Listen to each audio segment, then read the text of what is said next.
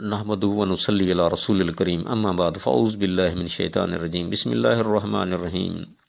دوستو السلام علیکم ورحمۃ اللہ وبرکاتہ۔ آپ کی خدمت میں پرانا اور شدید درد سر کے علاج کے ساتھ حاضر ہوں۔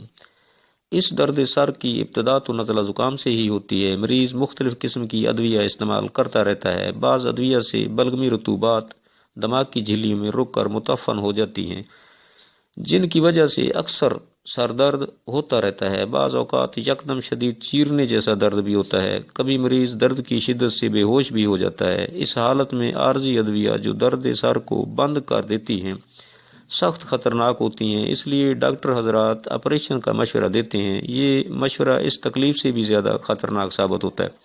طب اسلامی انسان پر بہت بڑی اللہ کی مہربانی ہے کہ جس مرض کا علاج ایلوپیتھک طریقہ سے لاکھوں روپے سے ہوتا ہے، دیسی طریقہ علاج سے چند ٹکوں سے ہو جاتا ہے۔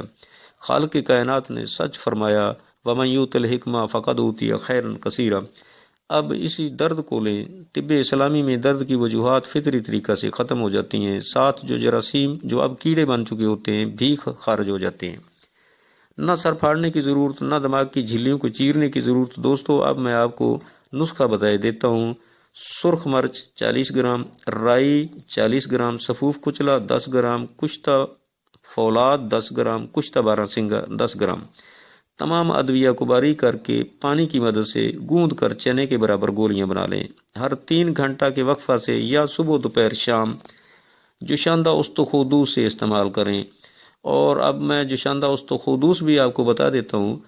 استخودوس بس سفید 5-5 گرام، افتیمون خوب کلان 3-3 گرام، بیر عناب 9 دانہ۔ اس مقدار میں ایک دفعہ بنا لیں، 3 کپ شام تک اسی سے گولیاں لیتے رہیں۔